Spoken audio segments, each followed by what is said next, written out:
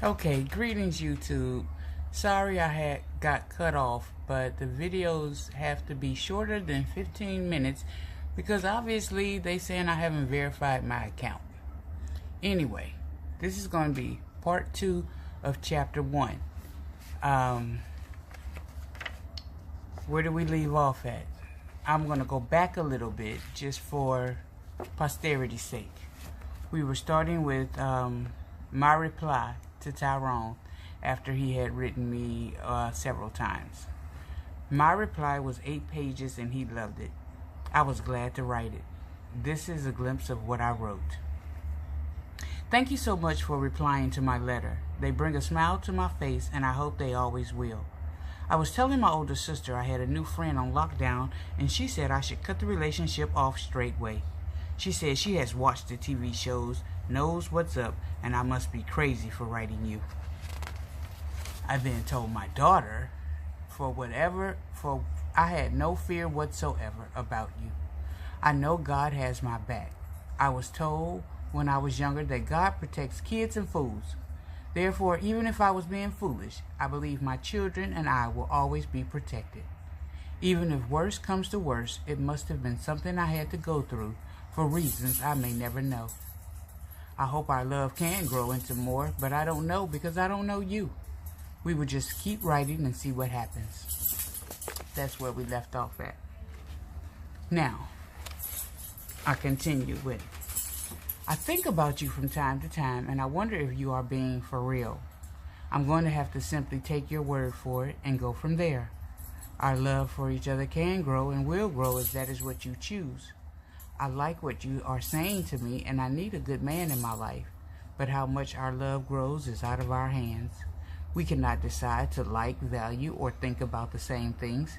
We just have to be honest with each other, and if we click, we click. In addition, I really need to feel you before I can commit myself to you. The love is in me, Tyrone. All you have to do is keep bringing it out of me. All good relationships start as friends, but I am open to whatever happens. I am willing to love you, but I cannot force it, and I surely won't fake it. But since no one is barking up my tree right now, we will play this one by ear. If, per se, I did commit to you, I would never cheat. It just doesn't make sense. Honesty is the best policy, no matter what. You seem like such a sweet man, and you really know what to say to flatter me. Where did you get all those good game lines? I feel so special. But you write so smooth, you are hard to believe. And you know the old saying, if it sounds too good to be true, it must be a lie. I bet you have, or rather had, women out the ass. Tell me about them. I also like how you claim what you want. That's in the Bible somewhere too. You have claimed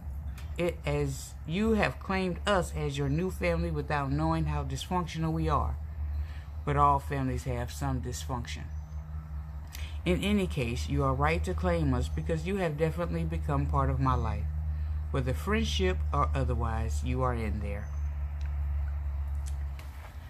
I answered all of his questions and asked a slew of my own.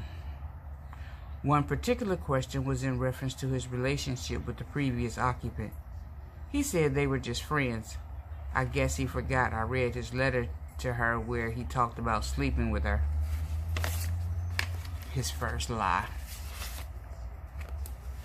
June 2003, I received a 7-page reply from, according to Tyrone, my one and only man. The song he listed was Don't Change by Musique. After his normal greeting, he wrote the following. I'm sorry your sister feels like that and she doesn't even know my full name.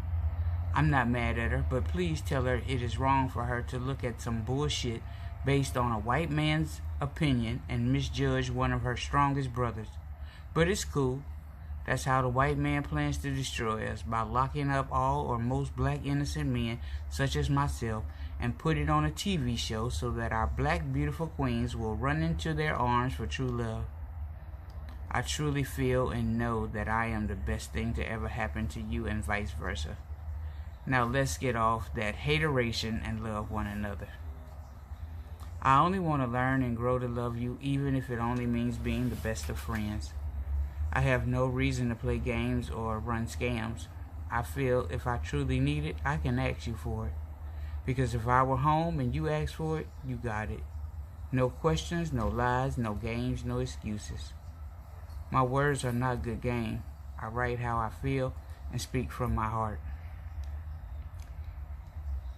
He reassured me he was not here to bring me or mine harm, and asked and encouraged me to release those thoughts from my head.